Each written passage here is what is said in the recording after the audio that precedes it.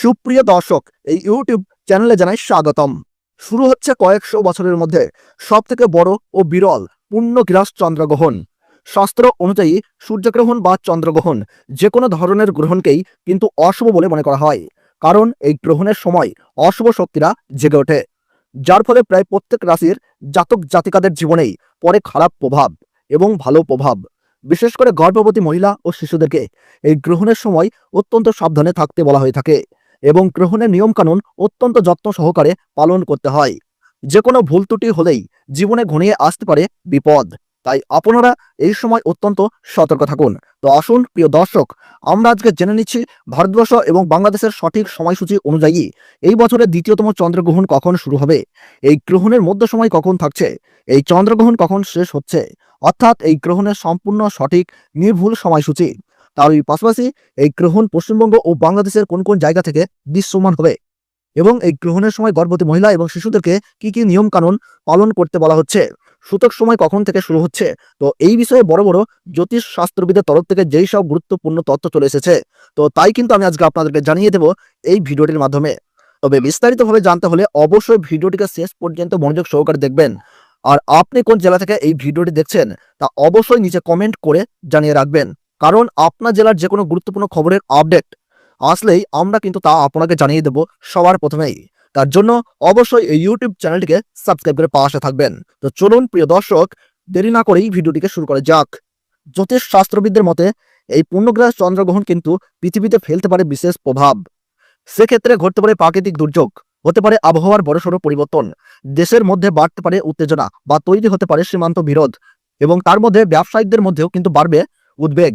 প্রায় 100 বছর পরে এই চন্দ্রগ্রহণের মধ্যেই কিন্তু এক মহাজাগতিক ঘটনা ঘটতে চলেছে, যার ফলে বিভিন্ন রাশির জীবনে কিন্তু উত্থান পতন লক্ষ্য করা যাবে। জ্যোতিষ শাস্ত্রবিদদের মতে এই পূর্ণগ্রাস চন্দ্রগ্রহণে গর্ভবতী মায়েদের পাশাপাশি শিশুদের জীবনেও কিন্তু পড়বে ভয়ঙ্কর প্রভাব, এবং সেই প্রভাব থেকে বাঁচতে হলে সকলকেই কিন্তু নানা বিধিনিষেধ মেনে চলতে হবে। তার পাশাপাশি আপনারা কিন্তু এই সময় কোনোভাবেই আতঙ্কিত হবেন না, ফাঁকা স্থান বা দূষিত জায়গা থেকে দূরে থাকবেন। গ্রহণের সময় ছুরি, কাঁচি বা ধারালো কিছু জিনিস দিয়ে কোনো কিছু কাটাকাটি করবেন না। এই সময় কারোর সাথে মনোমালিন্য, ঝগড়া বা বিবাদে জড়াবেন না। গ্রহণ শুরু থেকে শেষ হওয়ার সময় পর্যন্ত কোনো কিছু খাবেন না। তার ওই পাশাপাশি অপরের নিন্দা করবেন না, তাতে কিন্তু আপনার জীবনে খারাপ প্রভাব পড়তে পারে। এবং গ্রহণ শেষ হলে অবশ্যই স্নান করবেন এবং নিজ নিজ ইষ্ট দেবতার পাঠ করবেন। সেই সঙ্গে গরিব মানুষদের দান ও সেবা দেওয়ার চেষ্টা করুন। পারলে পশু পাখিদেরকেও খাবার দিয়ে তাদের সেবা করুন, তাতে এই গ্রহণের অশুভ প্রভাব থেকে রক্ষা পেয়ে সফলতা পাবেন। গ্রহণের সূতক সময়ে সব ধরনের শুভ কাজও নিষিদ্ধ থাকে। চন্দ্রগ্রহণ শুরু হওয়ার ঠিক 9 ঘন্টা আগে থেকেই শুরু হয়ে যায় সূতককাল, এবং সূর্যগ্রহণ শুরু হওয়ার ঠিক 12 ঘন্টা আগে থেকেই শুরু হয়ে যায় সূতককাল। 2025 সালের দ্বিতীয়তম চন্দ্রগ্রহণে ভারতীয় সঠিক সময়সূচি অনুসারে এই গ্রহণ আরম্ভ হচ্ছে ইংরেজি 27 সেপ্টেম্বর 2025 সাল, বাংলা 21শে ভাদ্র রবিবার রাত্রি 9:57 এই গ্রহণ শুরু হচ্ছে, এবং গ্রহণের মধ্য সময় থাকছে রাত্রি 11:41। আর গ্রহণ পুরোপুরিভাবে সমাপ্ত হচ্ছে রাত্রি 1:23। গ্রহণের মোট স্থিতিকাল 3 ঘন্টা 26 মিনিট, এবং বাংলাদেশের সঠিক সময়সূচি অনুসারে এই গ্রহণ আরম্ভ হচ্ছে রাত্রি 10:27 এবং গ্রহণের মধ্য সময় থাকছে রাত্রি 12:11। আর গ্রহণ পুরোপুরিভাবে সমাপ্ত হচ্ছে রাত্রি 1:53। এই গ্রহণের গ্রাসমান রয়েছে 1.368।